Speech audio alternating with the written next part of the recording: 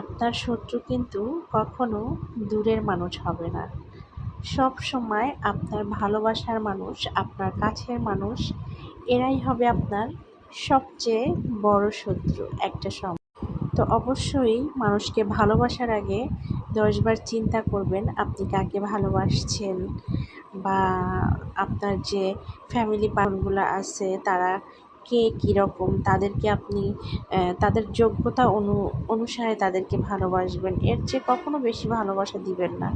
যখনই তাদেরকে এর চেয়ে বেশি প্রায়োরিটি দিবেন, তখনই দেখবেন সে আপনার পিছনেই পড়ে থাকবে এবং আপনাকে ভাস দেওয়ার জন্য একদমই রেডি থাকবে সব। আর একটা কথা, সেটা হলো আপনার অবস্থান যদি ভালো থাকে, পৃথিবীতে একমাত্র আপনার বাবা মাই আপনার ভালো চাইবে। এছাড়া আর কারোই এই জিনিসটা সহ্য হবে না যে আপনার অবস্থানটা ভালো আছে। এটা কিন্তু একদমই ১০০% একটা খাঁটি কথা। বাবা মা ছাড়া আর সন্তান ছাড়া পৃথিবীতে আর কেউ কারো ভালো চায়ও না, প্লাস দেখতেও। তো অবশ্যই আপনি যখনই একটা ভালো কাজ করতে যাবেন বা যাচ্ছেন, এগুলো শুধু বাবা মায়ের সাথেই শেয়ার করবেন আর একমাত্র আপনার পেটের সন্তানদের সাথে। এছাড়া আপনার যতই ভালোবাসার মানুষ থাকুক না কেন, তাদের সাথে কখনোই শেয়ার করা উচিত না।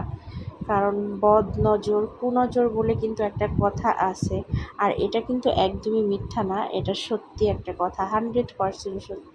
আপনার ভালো কাজগুলা তারা নিতে পারবে না। তারা আপনার সামনে বুঝাবে যে তারা অনেক খুশি, তবে তারা মনে মনে জ্বলে পুড়ে একদম শেষ হয়ে যাবে। হ্যাঁ, এটাই বাস্তবতা। আর আমাদের সব সময় এই বাস্তবতাটাকে মেনে নিয়ে সামনের দিকে এগোতে হবে।